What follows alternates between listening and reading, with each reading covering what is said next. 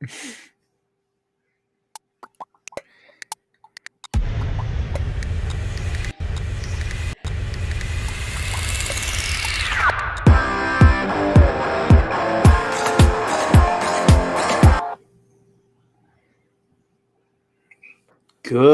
evening, everybody. Welcome, dudes and dudettes, fellow Liberty nerds, fellow travelers on the road to Liberty. Welcome to another episode of the Token and Hobbs Show. I am your host, Token, joined with my partner in crime, Mr. Dustin Hobbs, the rightful congressman from Nebraska, should I say. Yes, you should say.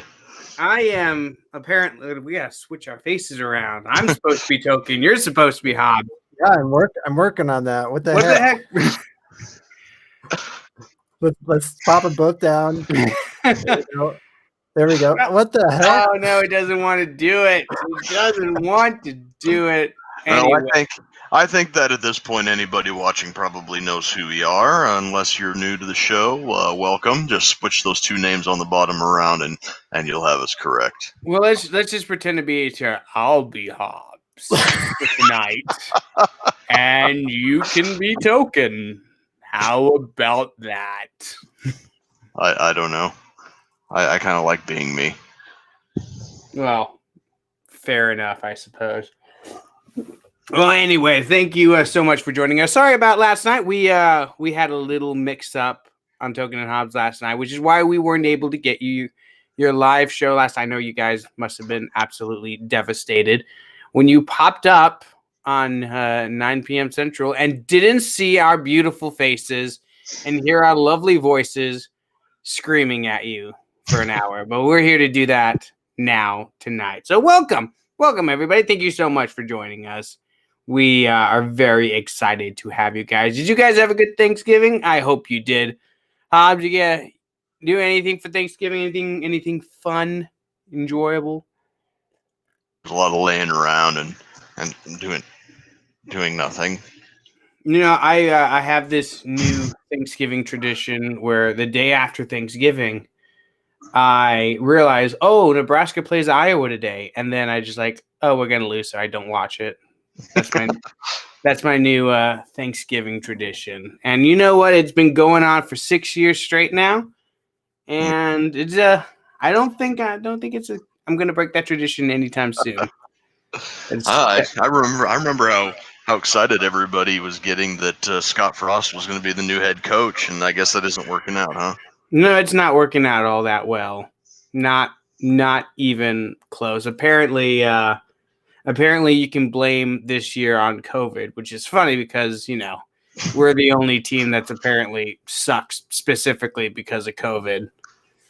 We'd be national champions without COVID, but with COVID, you know, that's just the way it is. Yeah, cool. I don't pay attention to sports. I know you don't, but that's okay. Well, let's talk about the important stuff. That's what this show is here for. We talk about important stuff, and I do want to talk a little bit of COVID talk tonight, if just to point out even more of why you shouldn't take any of these lockdowns seriously, because the people who try to force these lockdowns on you, on me, on the rest of the country, the people who deem you non-essential, they don't always hold themselves to the same standards that they try to force onto you. Which is not a particular shock. Of course, rules and laws and basic morality applies only to us plebs. It doesn't apply to the elites that actually rule over us. So I'm going to talk a little bit about this. So as we all know, California is ground zero for COVID lockdowns in this country. California, New York, other liberal states such as that, but especially California, because unlike a lot of other states, California has never really opened again. Right. Which is kind of funny because here's what California does, right? They go into complete lockdown. They start opening up a tiny little bit, like, okay, guys, we'll let you go outside, but only before 9 p.m. Like, okay, we'll let you eat at a restaurant, but only outside. only if they're spaced apart and if you wear a mask while eating. But now they've decided. But here's the thing: it doesn't actually work. Like the lockdowns, they don't actually work, which is why California has decided that they are going to close once again outdoor dining, even though there's no real good reason to do it. It's not a science-based decision that they're making. They've just decided, hey, COVID cases are going up. What draconian measures can we take in order to look like we're doing something? So they've decided to lock down outdoor dining. One of the funny things about this is that the very same people who are telling you that it's too dangerous to eat outside don't actually back up those words with their own actions. So here's an article from the New York Post. It goes, LA County supervisor dines outdoors just hours after voting to ban the practice. Article goes, the Los Angeles County supervisor dined outdoors last Tuesday, just hours after voting to ban the practice over COVID-19 concerns. Sheila Keel, one of the 5 elected supervisors who governs the county, was seen outside Verona Trotti, an Italian restaurant in Santa Monica. Earlier that day at the Board of Supervisors meeting, Keel called out dining a most dangerous situation with regard to the possible spread of COVID-19. She and 2 other members of the Board of Supervisors voted to ban outdoor dining at Los Angeles County's 31,000 restaurants, a decision that took effect last Wednesday, the report said. The servers are not protected from us, and they're not protected from other tables, and they're serving at that particular time, plus all the hours in which they're working, she said, according to the report. Supervisor spokesperson confirmed the outing. She did dine outdoors at the very day it was on the last day it was permissible, the spokesperson said to the outlet. She loves the restaurant, has been saddened to see it, like so many others, suffer the decline in revenue. So what are we to make of this story? Well, basically, this woman says outdoor dining is dangerous. You're going to spread COVID. You're going to get COVID. You shouldn't do it. So we're going to ban the practice. And what does she do immediately after taking this vote? She goes down to her favorite Italian restaurant and eats outdoors, which is kind of funny. It's kind of funny when you think about it. I understand that that this law was going to go into effect the next day. But that's a formality, right? They're giving restaurants time before these new rules go into effect so that they know they're coming. So it just doesn't take the people by complete surprise. But the spirit of the law, the spirit of this rule very much is supposed to be, hey, you shouldn't go outside to dine because it's dangerous. And yet this stupid bitch apparently thinks she is immune from the COVID-19, which is apparently going to kill everybody. So she is going to go out and eat at these outdoor restaurants herself while she tells you you are not allowed to do it. Right. You know, this is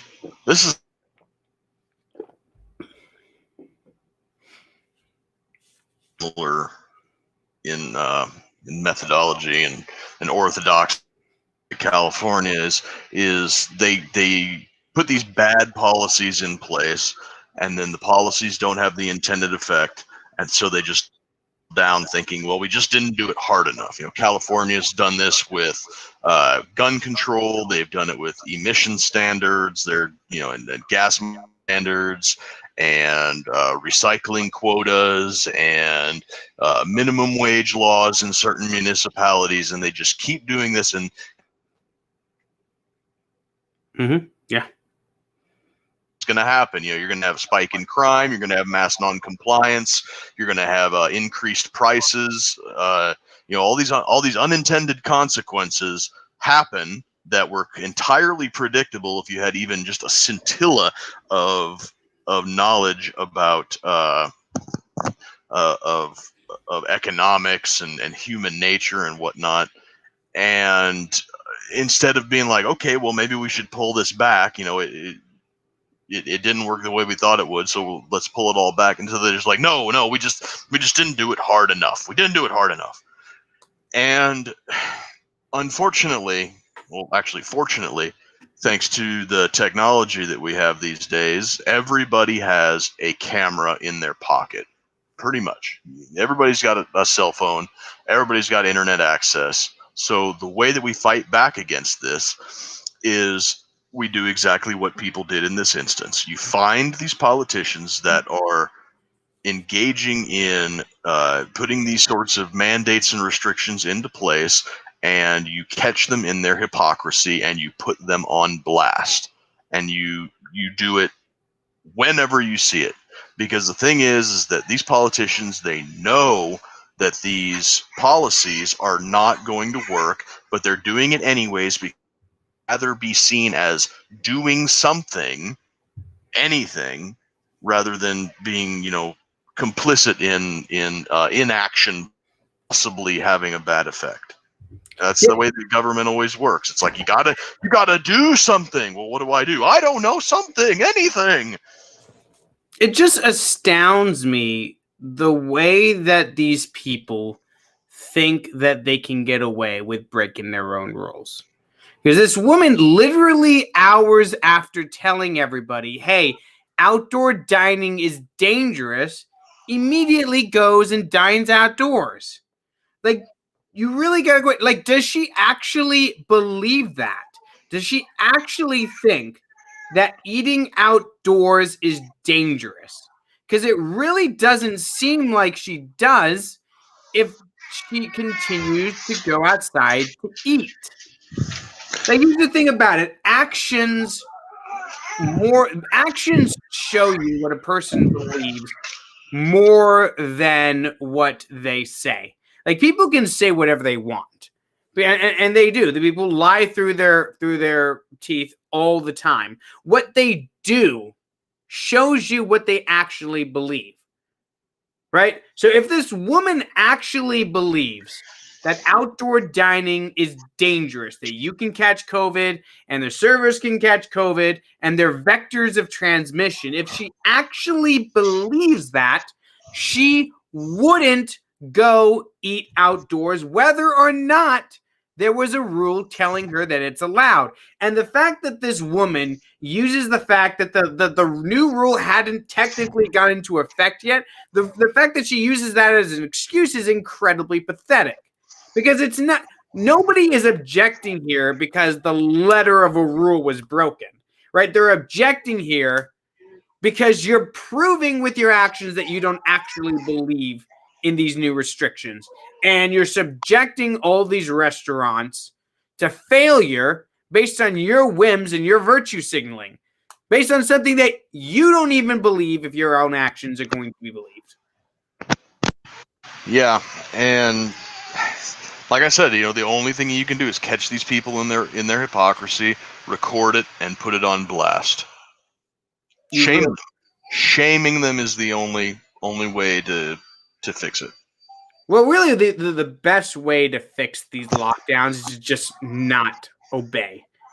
That's really the best way to go about this. Just don't listen to them, right? Yep. They can't actually enforce these rules on you, right? And find loopholes to get around them. There's plenty of ways that you can find to get around these rules so that people, so that you can stay in business. I saw this story the other day about a business that declared itself an autonomous zone, just like the Chaz that we all remember. That we all remember from this summer of love that we just had. The business declared themselves an autonomous zone. Like, okay, we already set the precedent. You can't police autonomous zones. You got to leave them alone. If you can leave an autonomous zone alone for the purpose of looting and burning and straight up murder in some situations, I'm sure you can allow legal businesses to conduct legal business if they declare themselves an autonomous zone. That seems completely fair to me. Yeah, this this COVID thing, I was certain would go away after the election, especially if Joe Biden won. But it seems like they're still trying to use it to enact all manner of stupid shit and take as much power as they can. It's silly. Well, you can't turn around on a dime and then say, "Oh, now COVID's solved because Joe Biden won the election." That's not really something that I mean, maybe you can. I mean, there's a lot of gullible people out there that'll essentially believe anything CNN tells them. And if CNN tells them right now that everything's good, everything's fine, you can come out of your houses, they might listen. But I feel like they've riled people up so much that talking them down off the cliff is going to be it's going to take some effort. It's going to take some time. It's not going to happen overnight. But I mean, we'll see how this goes. I mean, and even if the plan is to be like, oh, Joe Biden's going to solve COVID, and that's going to be the media narrative, they still got to have him get in office so he can actually solve the issue, right? You can't just have it be like, oh, Joe won, and now in the last 2 months of Trump, COVID solved. That wouldn't look all that realistic, I don't think. Yeah, it wouldn't. Go ahead and take point here. I got to go over and soothe the clone. He's screaming. Oh, goodness gracious, how horrible. Well, another bit of information that's funny about COVID. Sith Lord Benjamin. Oh, hey, Sith Lord, man, how you doing? I can fill in for Hobbs while he's dealing with that. Yeah. And just so people aren't wondering, I'm being some sort of weird hipster. I'm in a bomb shelter and it's cold down here, so that's why I'm whooped up. Why are you in a bomb shelter, you weirdo? You afraid the bombs are going to start falling? It came with the house, so it became the man cave. I mean, that's pretty cool. Having a bunker, that's a pretty neat thing. It is a bunker, yeah. So what was the? No, we were just going over how politicians like to enact rules on us. Okay, well, I can throw in here, being a politician, those people that make those rules and then break them are just assholes. Right? Our city council came up, people were asking for a mandate. No way in hell that was going to happen. So what we did, we passed a resolution recommending that people wear masks, wash their hands, blah, blah, blah. You know the spiel. And before we passed that, I didn't wear a mask a lot of times. But after we passed it, I threw a mask on everywhere I go. Because if I'm going to put this resolution out there, put my money where my mouth is, and I just throw one on. Because what's that say if, even though it's a resolution just recommending people do it, what's it say if we pass that and somebody sees me wandering around without a mask on in the grocery store? You know what I mean? That's essentially what happened in LA. I mean, there's this fucking woman votes to ban outdoor dining and then hours later goes to her favorite restaurant to eat. It is the kind of shit that we see from politicians all over the place, right? Chris Cuomo was going to have Thanksgiving dinner with his family until the general public learned about it, and the outrage forced him to cancel those plans. Governor Newsom did this, where he went out to dinner at a fancy restaurant with a bunch of health officials after telling everybody that doing that was extremely dangerous. I mean, this happens everywhere. Happens all the time. The governor of San Jose did that. He went out he had a Thanksgiving dinner with members of several different households after telling everybody that they're not allowed to do that. That would be incredibly dangerous, that they were going to cause a super spreader event by doing that. And yet they went out and they did these things, and they apparently see no problem with it because they're your rulers and you're just the plebes who have to listen to them. Well, my favorite one, did you see I threw it up there real quick, the mayor of Austin? No, I didn't. Mayor of Austin stressed residents need to stay at home while he was vacationing in Cabo. Oh, fun. So he's telling these people they need to stay in their house, and then it comes out, he left Austin on an airplane and was taking a vacation down in Mexico. Well, there were a bunch of legislatures from the left coast who went on a vacation went on a what was they? They went to a seminar in Hawaii. Like all these people who are shutting down people's businesses, ruining people's lives, making so that people cannot feed their own families, and then taking vacations to Hawaii. Right.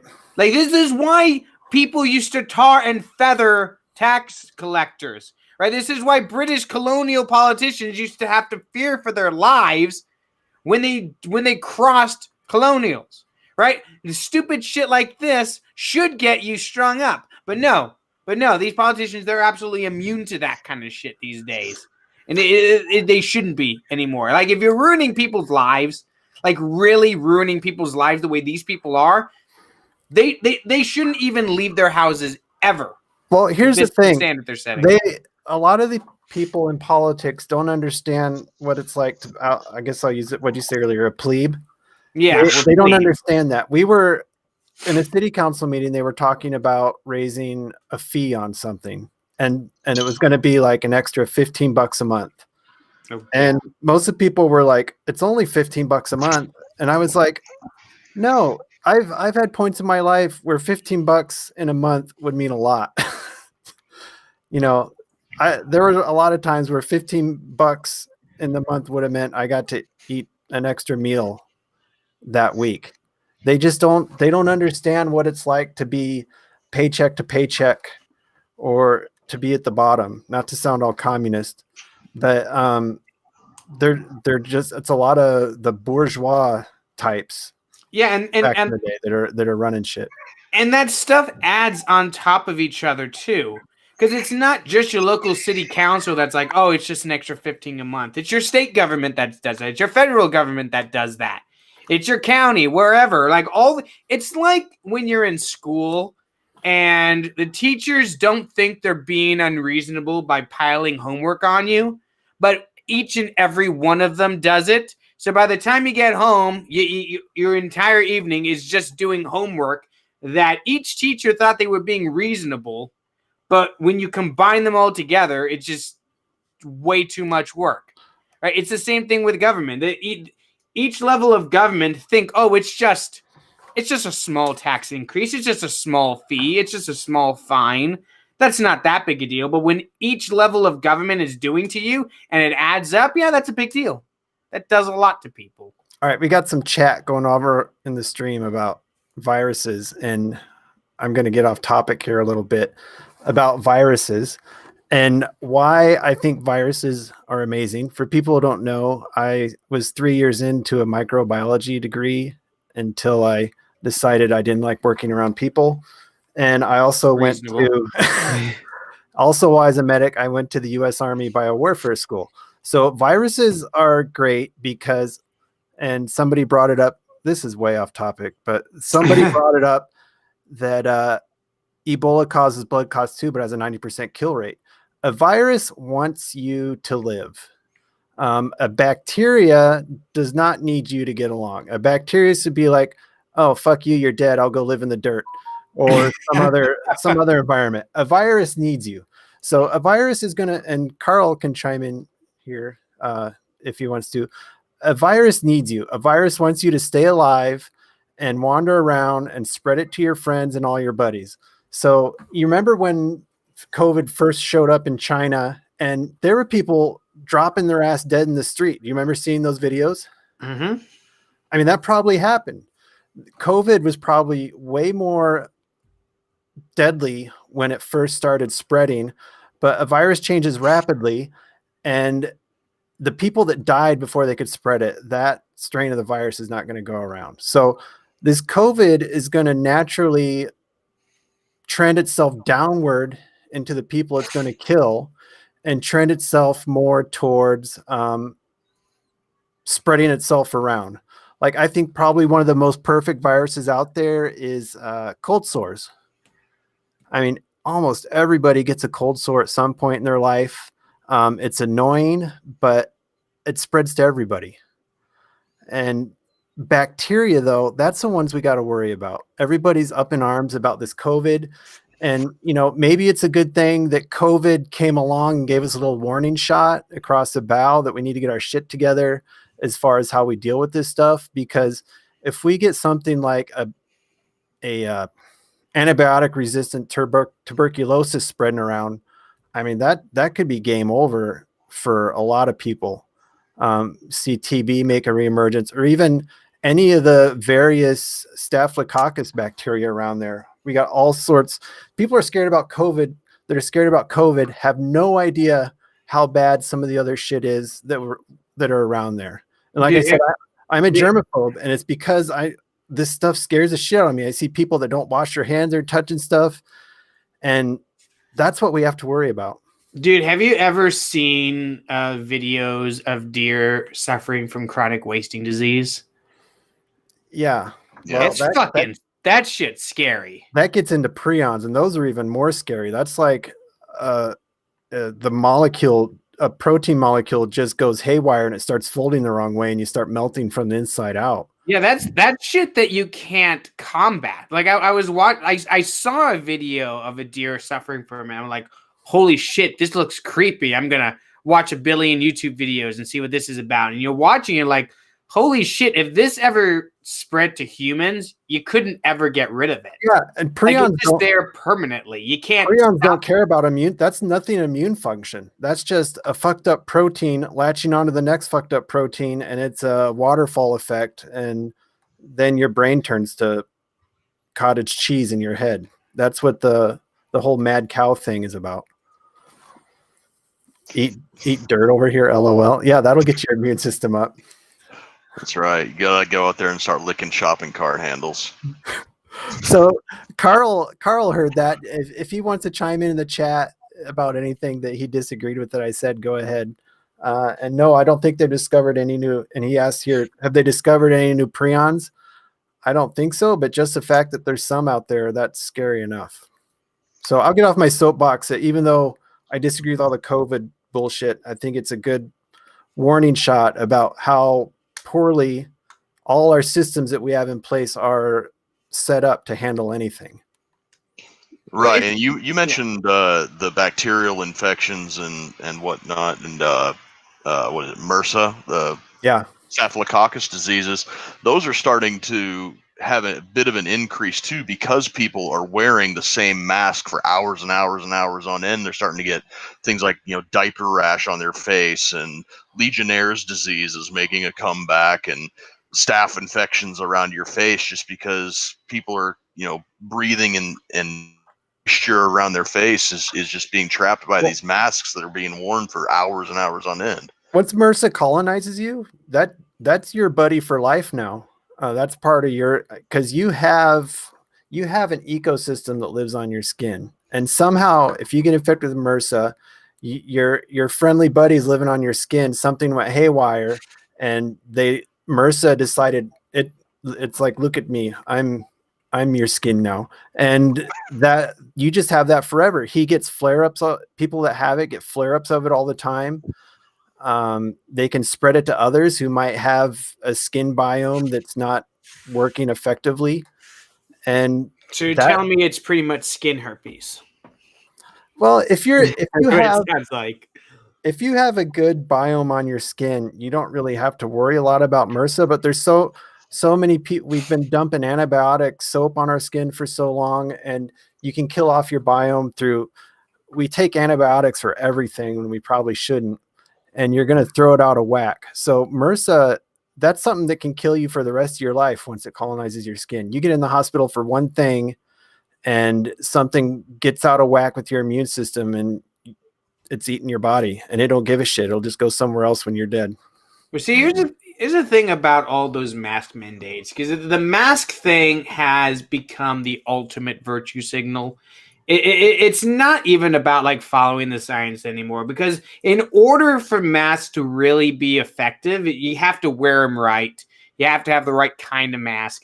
And for God's sake, you got to wash the cloth ones that you get, right? You can't wear the same cloth mask over and over and over again for weeks on end and expect it to actually do anything, right? But it's not about any of that, right? It's not about actually keeping yourself safe or keeping other people safe.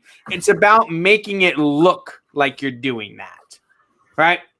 This is how you get those people that wear, the same mask for weeks on end, never wash it, never take it out of their car. Like, mask knee is a thing. They call dirty, it mask knee. it's nasty, but they never think about that because it's not really about safety. It's not. They just No. want people to see them with the mask. They want people to think that they're good, virtually, morally righteous, follow the science kind of people. And that's what they do. I mean, I got nothing against people wearing a mask. There's nothing wrong with it, right? You're not violating anyone's freedom by wearing a mask. But if you're doing it, like if you sincerely want to protect yourself and others, then for God's sake, wash that thing. You gross motherfucker. No, for God's sake, you need to go buy N95s without the air release valve on them and wear them everywhere. Yeah. And the thing that one guy brought up at the Grand Island City Council meeting the other day is that, if this virus is as deadly and awful and horrible as everybody's making it out to be, then the masks that we're using, the disposable masks, they shouldn't be worn for more than a couple of hours, should definitely not be worn multiple days, and should be treated like potentially hazardous waste material. How many times have you seen like a mask just like laying on the ground, one of the little disposable masks, or in a shopping cart at Walmart or something like that?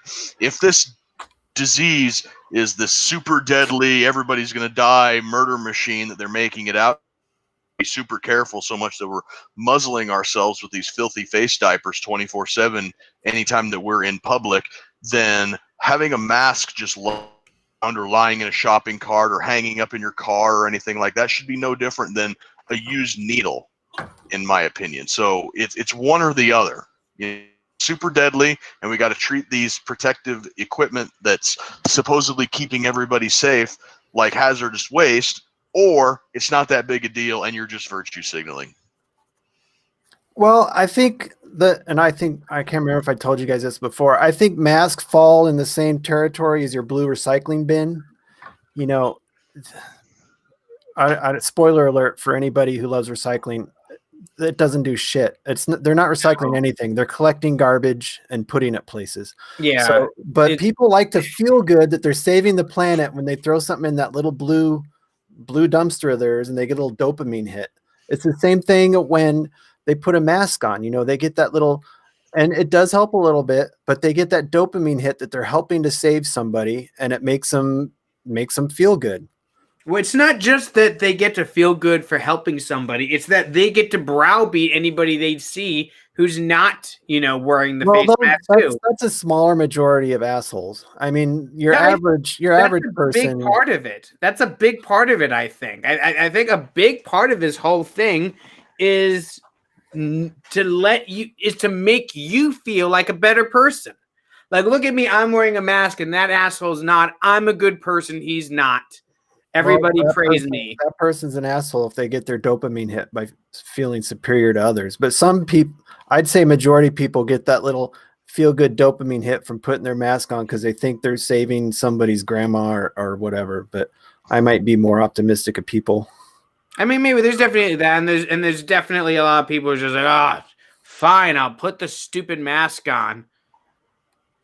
Like, that's a thing too. Yeah, that's my camp. It's like, fine, I'll just put it on, whatever.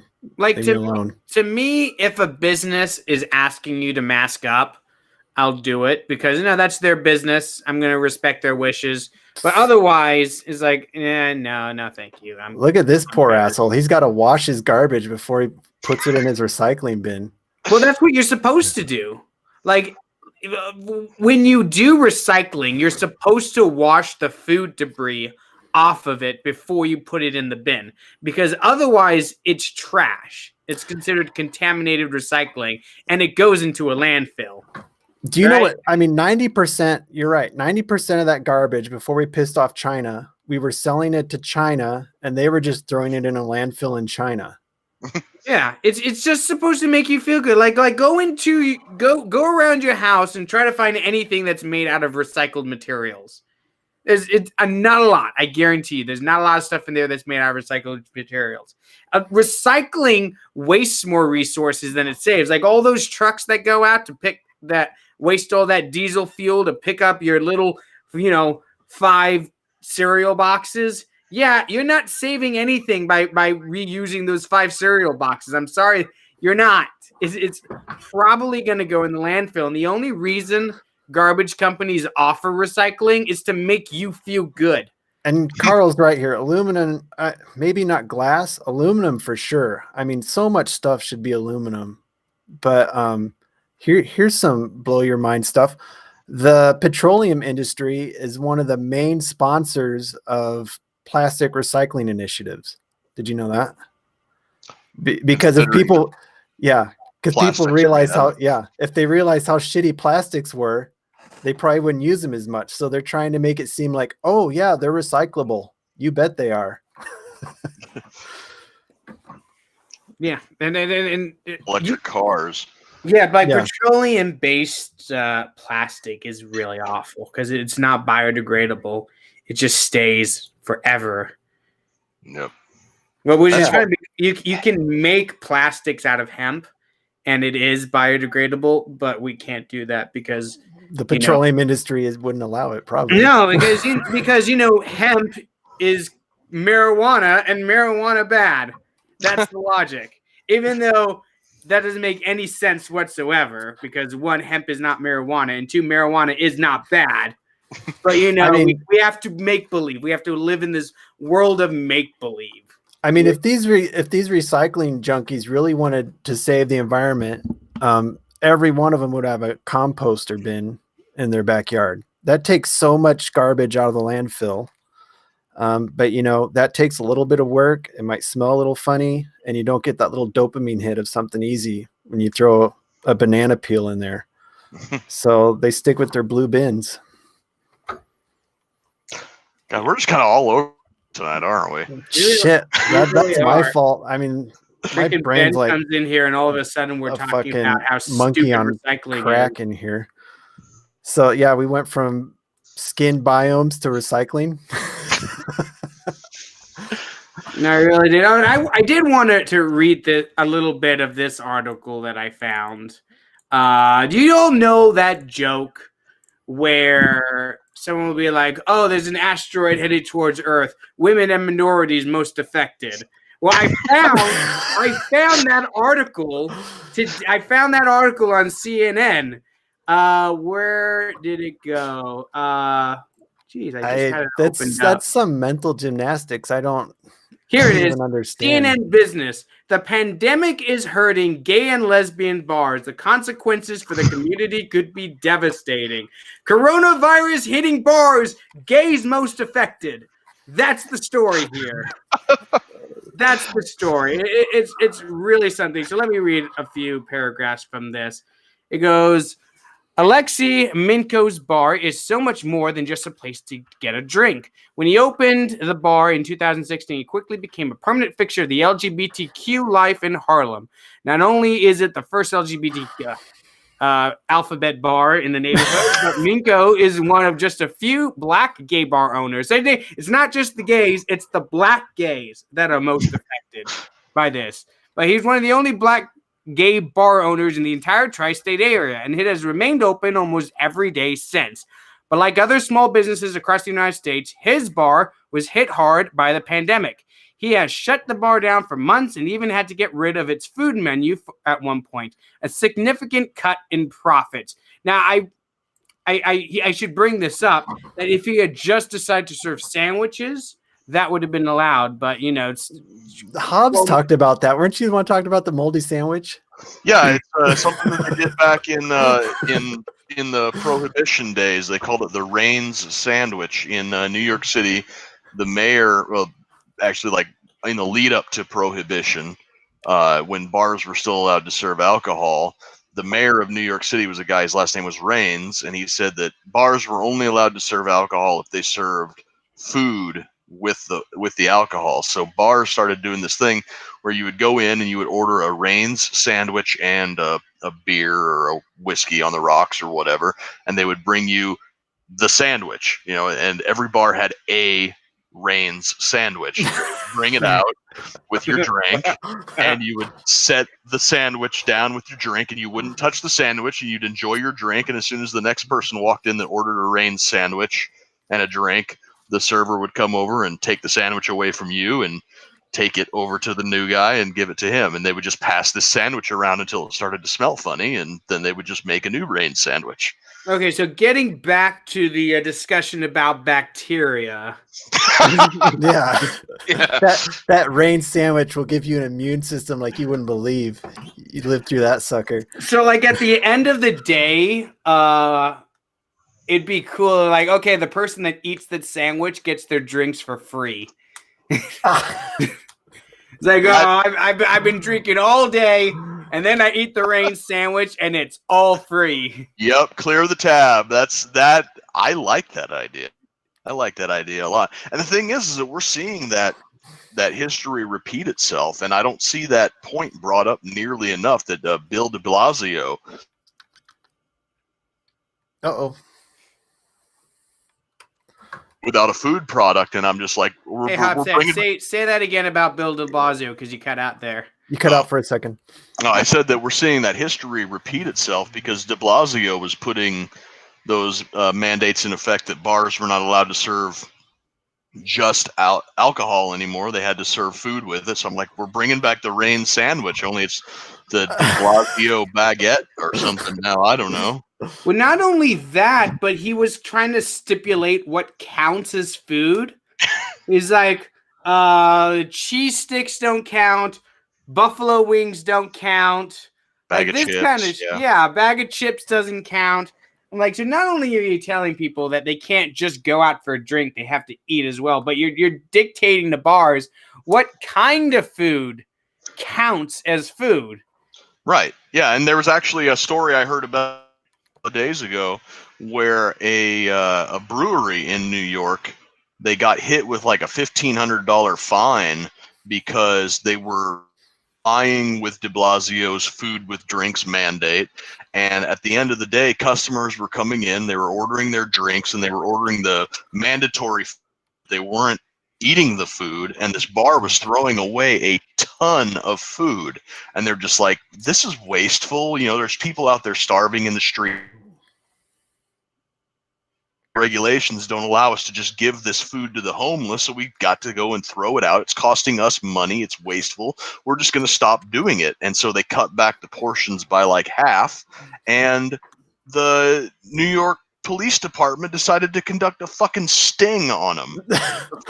The food and alcohol bar inspectors, or whatever the bureau is called that handles that shit in New York, conducted a sting. They went in there. Yeah, they went in there. They ordered their drinks. They got their half portion of food, and they slapped them with like a $1,500 fine. It's ridiculous. My favorite bar owner Chad story I've seen recently, I think it was New York, maybe not, but this bar just said, fuck it, I'm going to open. So a bunch of people came down. Cops showed up. Somebody was watching outside and said the cops were coming. So the bar owner turned the close sign on the door, went outside and locked the door. And the cops were like, you can't have people in there. And he's like, it's closed. So we're not open. We're closed. There's people in there drinking, having a good time. And the cops were like, fuck it. He found a loophole, and they left. I mean, that's the thing about it. I mean, there's two types of COVID bitches in the world. There's the guys that are going to call on their neighbors and businesses to try to get them shut down. And then there's the cops that are going to enforce those rules. Like, if you're a cop out there and somebody tells you oh, there's a business open, go shut them down, and you do it, you're a bitch. Right? You're not a good person. You're not serving and protecting. You're not helping your community. You're a bitch, and you should be ashamed of yourself. Absolutely. I keep throwing this off trail. Somebody back here commented about hydropower, and I just want to. I don't think we're gonna go off on one of those. Hold on, this is another thing. People don't realize the government does not consider hydropower energy a renewable energy. What? Really? So in Why the wouldn't they government, consider that renewable? it's the stupidest thing. So the city that I live in, buy like 90% we could get all our power from renewable. Okay. But the government requires us to have a certain percentage of renewable energy, or we could get all our power from hydro. So have to buy from a wind farm a couple hundred miles away just to get in the government's renewable energy considerations. So, and by the time the power travels that way, I mean, so much energy is lost on the transmission lines on it. It's stupid. Mhm. So, yeah, apparently the government thinks that gravity is not renewable. And Well, Yeah, I mean, it could go out any minute vegetable. now. Pizza is a vegetable, I mean, and hydro is non-renewable. in theory, I mean, energy is not created or destroyed. So they're probably right on some scale of physics. That's pretty absurd. So they're actually making you. They're actually costing you more in order Yeah, to do they that. cost us more money because they don't consider hydro energy renewable. And say you had a river running through your property and you wanted to throw some hydroelectric whatever rotors in it. Nope, can't do that. Just throw a water mill on there. I'm pretty sure you can't even do water mills anymore. Whether they won't let you. Nope. If there's a river running through your property. Nope. Oh yeah, because rivers are considered federal property, aren't they? Yeah, some fucked up federal laws on. But what if rivers you live like on the Missouri or a gigantic river like here's what's that? so screwed up. And credit to Hobbs' opponent Adrian Smith on this one, but we have a lot of irrigation ditches. I don't know. Do you guys have irrigation on that side of the state? I Yeah, guess, it's like yeah. everywhere. Okay, so we have a lot of irrigation ditches on this side of the state. And Adrian Smith said, we got all these irrigation ditches. Let's let farmers throw 10 or 20 little micro hydro turbines in them, and they could power their property and then some and sell it back. Okay, nothing wrong with that. Nope, Fed shut it down. Said, can't do that. That's using, because the water was in a river, it's federally mandated or something. But what are you taking away from the river by putting a little water No mill idea. in it? It's just the fucking Are you stupid. slowing down the water? Are you stealing from the river?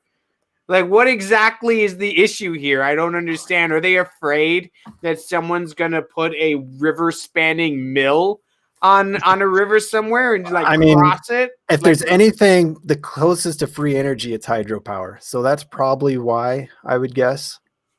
Yeah, my buddy Gary down here in the comments says, but energy can be harnessed and distributed. That's the thing. Exactly. You cannot have people be self-sufficient, self-reliant, not dependent on some other system that can be regulated and taxed. Yep.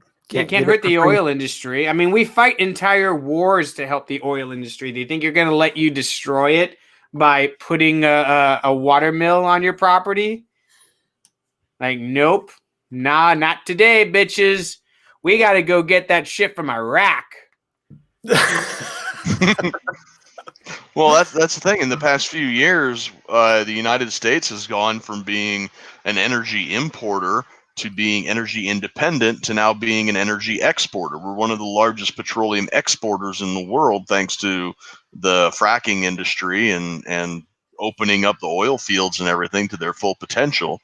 No. Fracking is very bad. It causes earthquakes, I hear. Yes, somehow.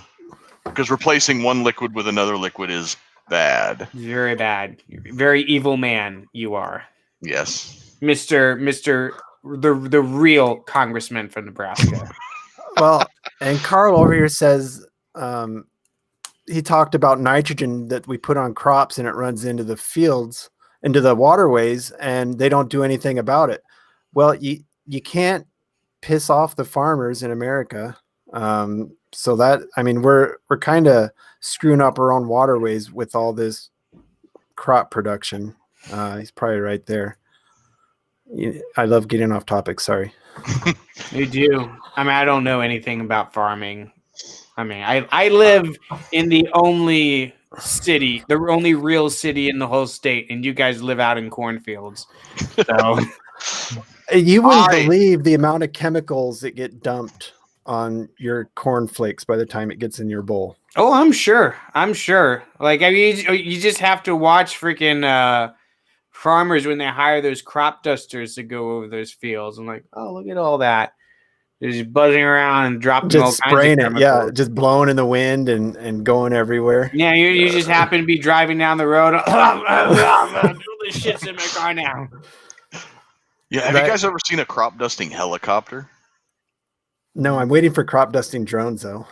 One of these days, that's going to be a thing. I saw a crop dusting helicopter a few years ago, and I didn't know what it was because I had never seen one before.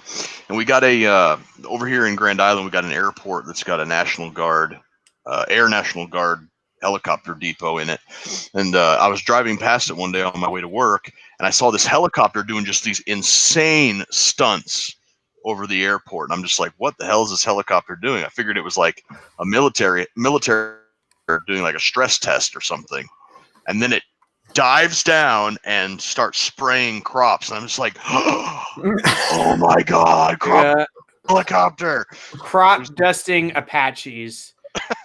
They fire missiles that just spray chemicals all over the place.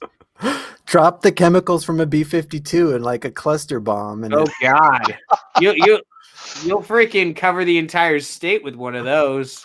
You guys ever been in a helicopter? Yeah. I was training to be a flight medic, and I was in 3 helicopter crashes, and I decided that was enough. What, really? Yeah. How do I find these things out about you guys while doing the podcast? I find out that Hobbs was on Naked and Afraid in the podcast. Now I find out that you've been in 3 helicopter crashes. 2 of them were with the same helicopter pilot. He was an old Vietnam era pilot. Wait, they let this guy back into to fly the helicopter. He'd been in that long. He'd been in that long, and he was a CW5. He could do anything with the helicopter, and I'm glad he was the pilot for the 2 I was in.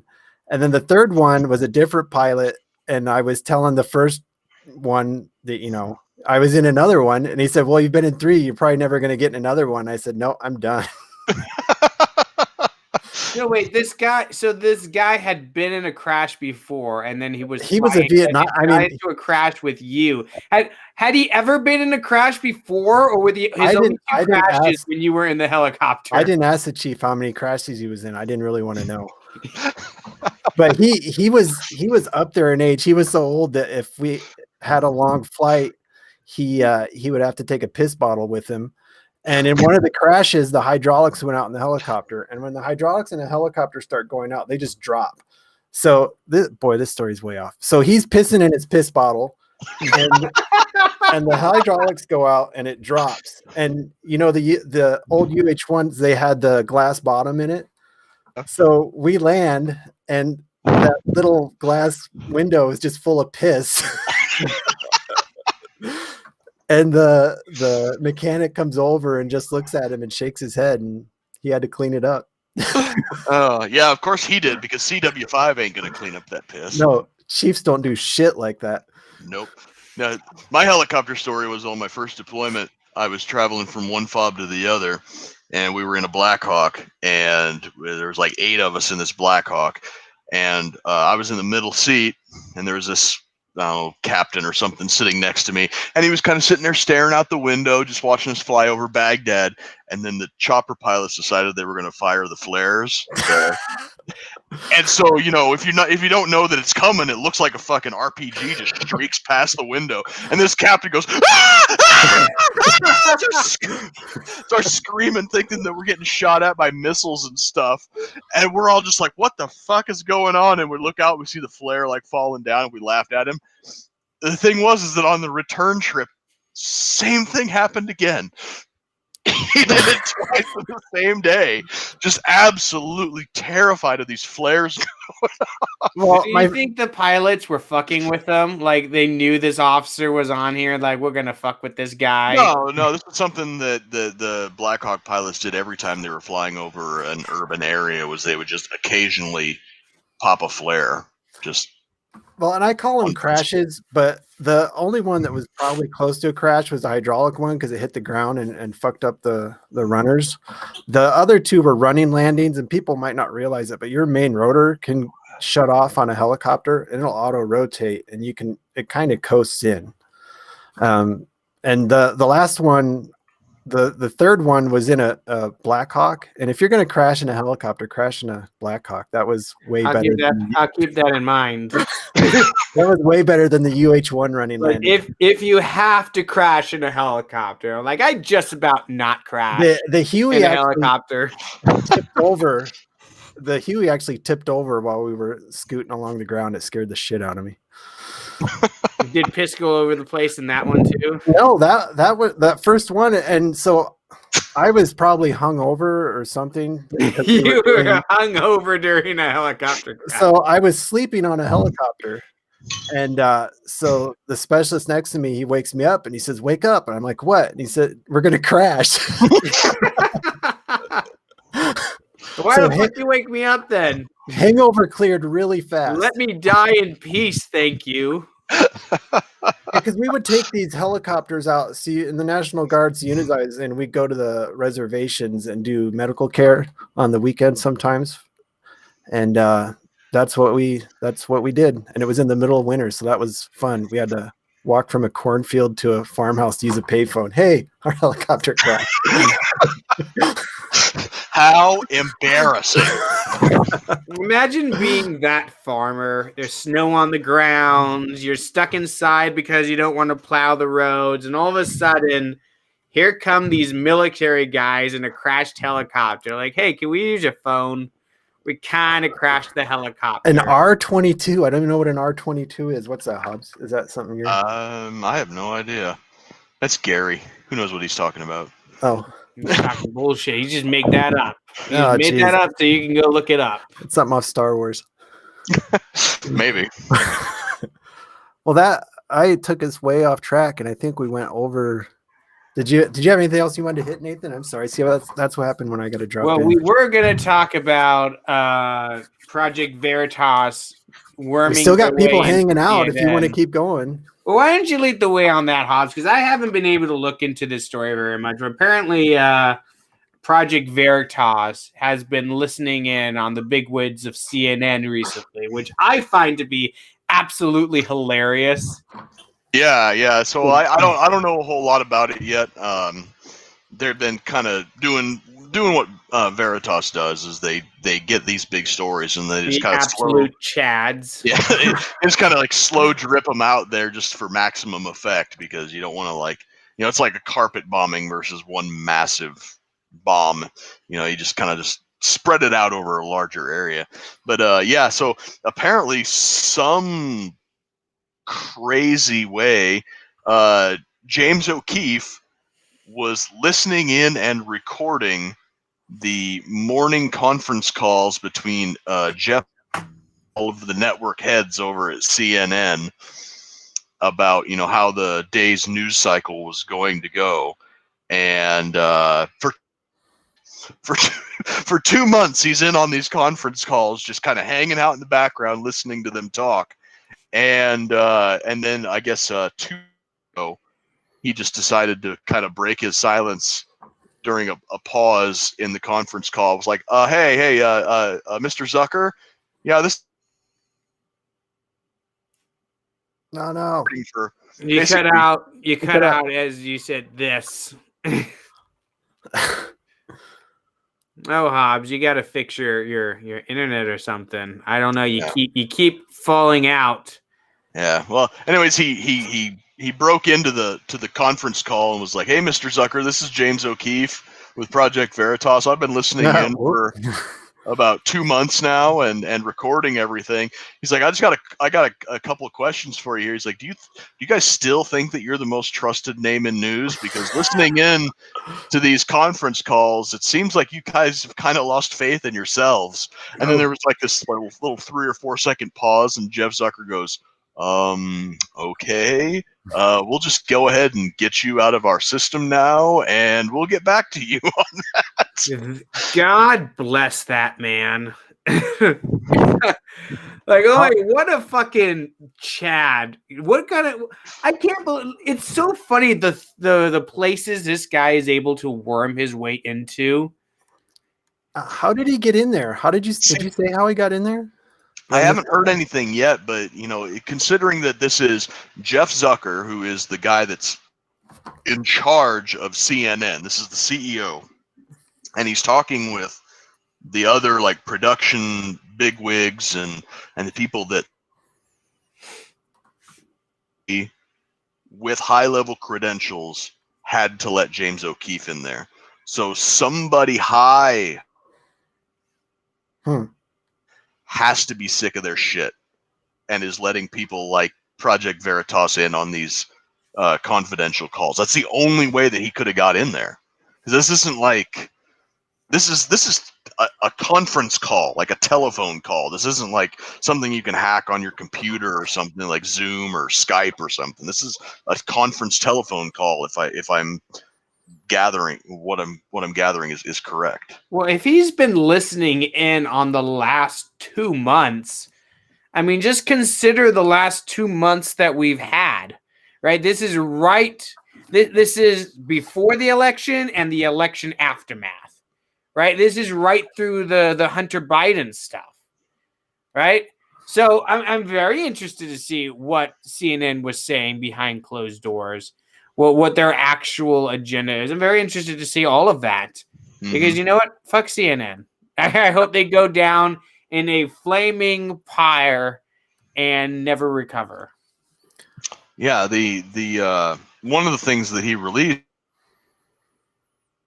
some of the showrunners or whatever were saying that they don't want to give any platform to this legal team about voter fraud or election fraud, no matter how much evidence or anything they've got, and that the Biden team that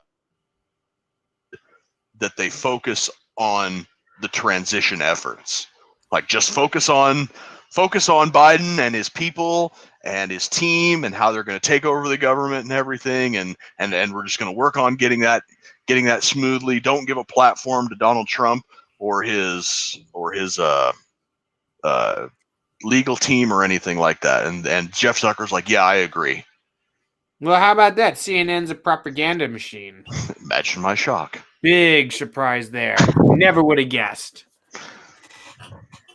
Yeah, it looks like Biden is just going to be more of the same. It's like George W. Bush, John McCain, Obama's later years, Bill Clinton. Yeah, it's Joe Biden is a return to normalcy. You know, in the sense that bombing Middle Eastern countries is normal, in the sense that taxing you to death is normal, and in the sense that violating your freedoms is normal, and doing it with a smile on your face and being a smooth talker while doing it is normal. The only problem is, of course, that Joe Biden is anything but a smooth talker, and he does not have the support of his left flank at all. Like, nobody likes Joe Biden. The left doesn't like Joe Biden. The right doesn't like Joe Biden. The only people that's the thing. Nobody likes him, but nobody really hates him a whole lot. Nobody hates Biden like people hated Trump. You know what I mean? Not like that. No, but Trump was kind of a unique lightning rod for hate. You know, I mean, every president is hated to a degree by a certain portion of the population. But Donald Trump was just a whole nother level because Donald Trump was just the most abrasive person ever. Right? Like a lot of people hated Barack Obama, but it wasn't because he was freaking talking shit to everyone 24/7. Well, and somebody commented, I laughed so hard, Biden has returned to normalcy. We didn't say the normalcy that America has is a good thing. No, it's not a good thing. Normal politics in America is more war, more regulation, more violating your freedom. That's normal in America. But the normalcy people are looking for is that they do it with a big fat smile on your face and pretending that it's all okay.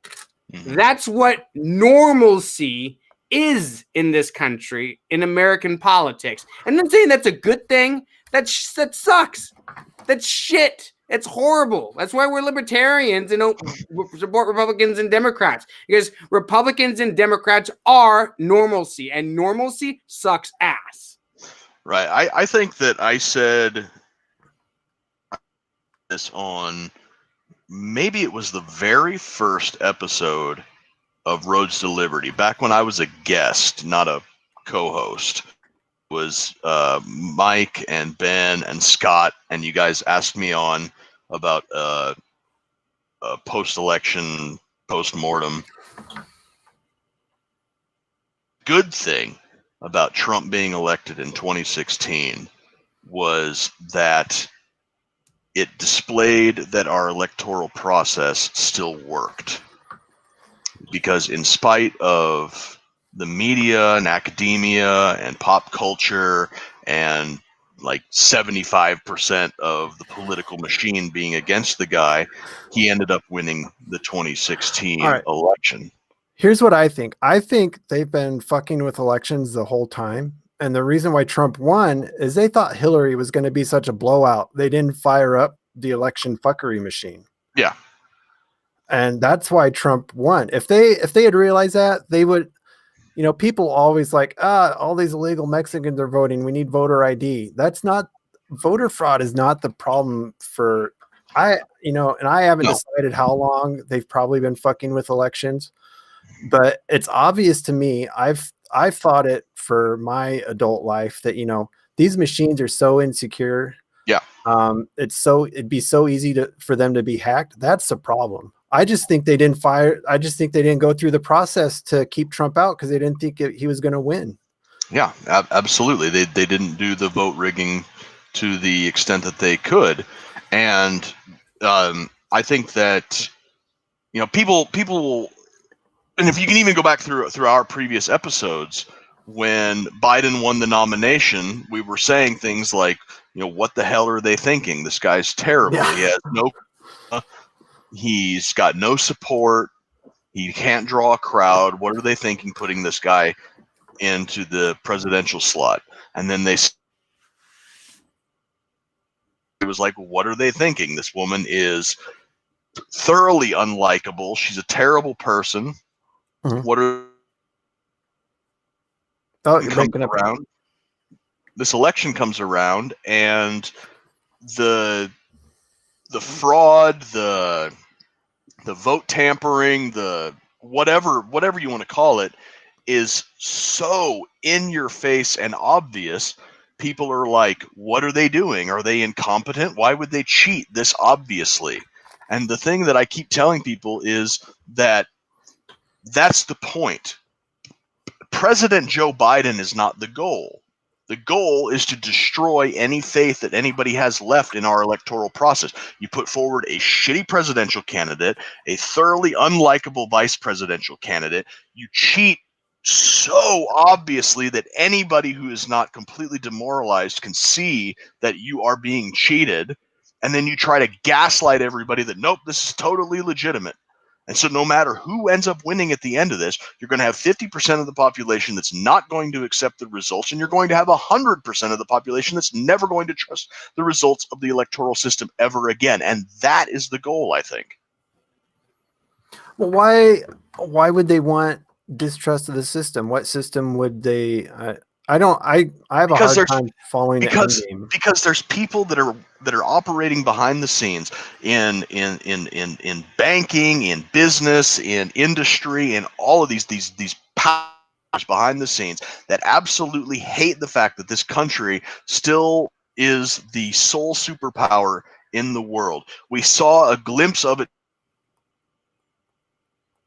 United Nations saying that the time for the United States being the sole hegemon of the world, it was time to bring us down, to bring the rest of the world up. There are people that they don't like to see somebody on top. They want to bring us down and realize that a rising tide raises all ships and just raises some ships higher than another. So they want to completely dismantle and destroy what we have in this country because they hate this country. I'm sorry. I am completely convinced that the left wing of politics in this country hate the United States and hate everything that they stand for. Well, the Electoral College is already fucked, and it Yeah. mostly started with the Republicans allowing it when they got pissed at Ron Paul. They bound all the Electoral College voters to the popular vote, and at that point, well, system's done. I mean, we're on our way to a 50.1111% democracy. Yeah, it's insane. You know, they want to get rid of the Electoral College and they want to go to a direct democracy, which I think that instead of eliminating the Electoral College nationwide, we should institute an Electoral College at the state level too. Much like us here in Nebraska and Maine, the only two states that apportion their electoral votes by congressional district. Everybody else is winner take all. Fuck that. Go to an Electoral College style system at the state level too. Put these big cities in their check, or put these big cities in their place. Put them in check. Well, I mean, that is kind of true because, like, in most states, big metropolitan areas are the tail that wag the dog. Like, upstate New York doesn't have the same politics as New York City, but New York City is so big that it dictates politics in the rest of the state. And it's the same way in Texas. The big cities dictate the way the state goes. Same thing in California. Same thing in Washington and in Oregon. Chicago in Illinois and Atlanta in Georgia are the two biggest and easiest. I mean, that is the nature of the game. Big metropolitan cities that have large population centers are always going to dictate the way that their states operate. I mean, Illinois is not primarily a blue state, but it's always going to be a blue state because it has Chicago in it. And that's the way it is across the place. And yeah, it might be a good idea to have these mini electoral systems around the country, but would be a much better idea is for people to simply recognize that we don't all have to live under the same system.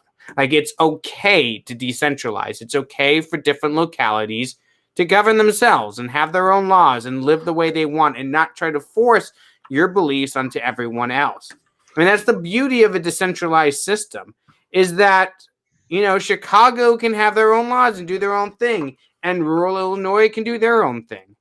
Right? And you don't have to fight over one center of power so that you can dictate your will onto other people and make it so that they can't dictate their will onto you.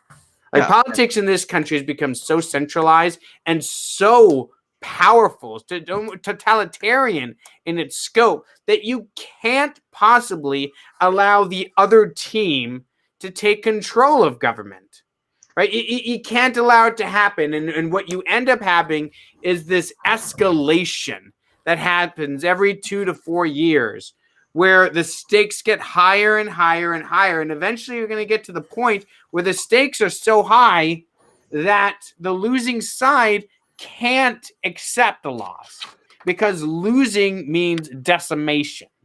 And that's the point we're getting to now. And the only way to head that off is decentralization. It is to decentralize power in this country so that it's not a fight to the death every 4 years for president.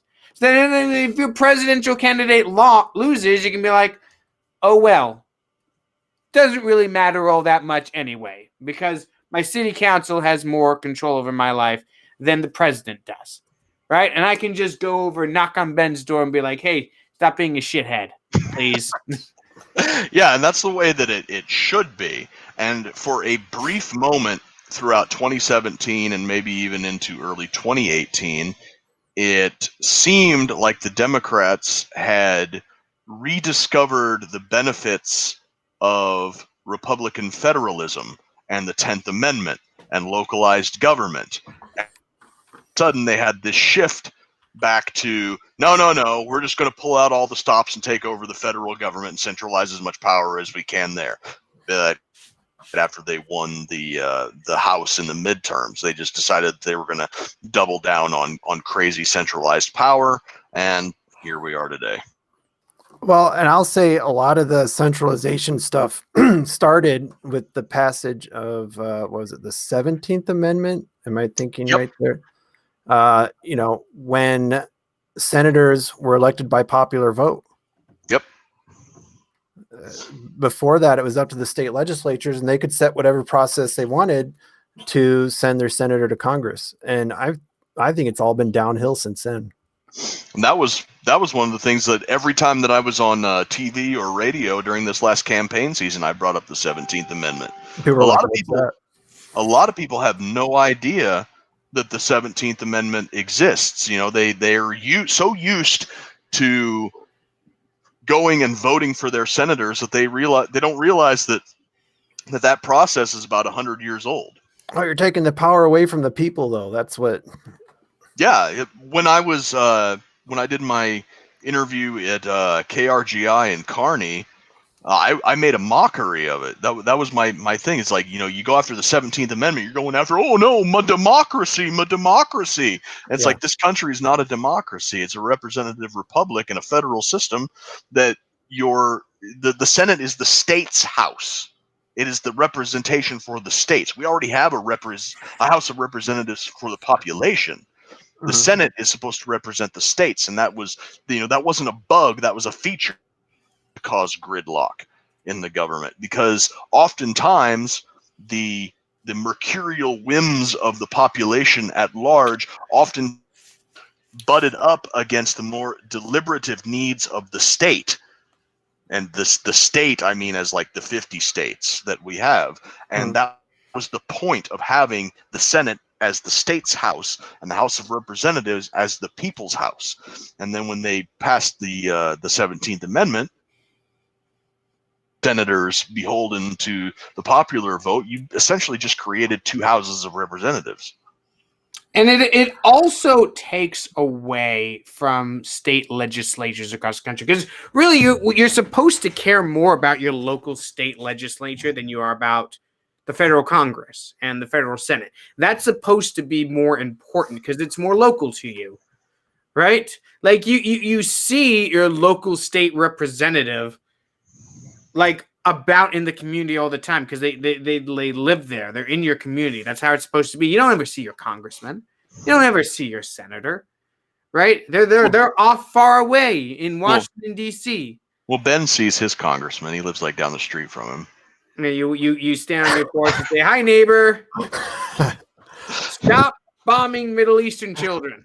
And in a just world, Ben would talk to his congressman every single day because he talks to me every single day. Mm-hmm. Well, I mean, I am still very disappointed in you, Hobbs, that you haven't filed any lawsuits about this election. Like, why haven't you fought this thing? I mean, it's clear that the Venezuelan voting machines fucked you over.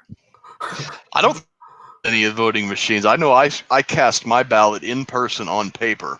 Shut up, Hobbs. No, it was the voting machine lost you the election. We need to file some lawsuits. We got to make it so that the state does not certify its election. How do we do that?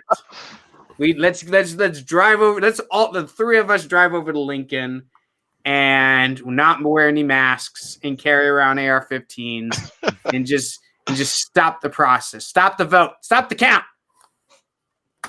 Poop on Governor Ricketts' doorstep until he decides that he's going to hear me out on this one. Oh, I just do that on general principles, really. I mean, we don't even have to. It doesn't have to be an election to do that. Just that's a Friday. Just go over and do that. Well, although I do have to say the fact that he has refused to institute any mandates or lockdowns in Nebraska is actually quite refreshing.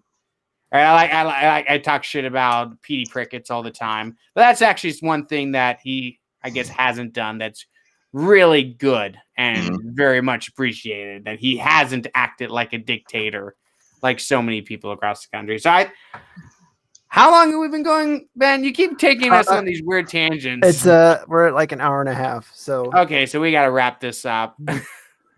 All right, everybody. Thanks for listening. Tune in next week to another Token and Hobbs show. Oh, and this coming Monday, I'm going to have Spike Cohen on the show to talk. Oh. Spike Yeah, Cohen. and this wasn't organized at all either. I'm going on Spike's show on Friday. I just forgot to tell Nathan about it, and then I find out that Spike's coming on our show on Monday. Yeah, so he's coming on our show. He's going to talk about his race with Joe Jorgensen for president. We're going to talk about what they did right, what they did wrong, and some general thoughts about what went down. So tune in this coming Monday, 9 p.m. Central, live on our Facebook and YouTube channels. And I'm on Spike's show. I think it's at 6 my time, so it'd be 8 Eastern. Yep. And we got Justin this Friday, Ben. Okay, He's, cool. From Bearded So I'm Liberty. going to go from one show to another. Yeah. Justin's got some. He sent me a couple videos from his YouTube channel. He's making some moves out there. Cool. In Tennessee, that's going to be pretty cool. All right, everybody. That's it for us tonight. Tune in next week for another episode. We will see you then. Good night.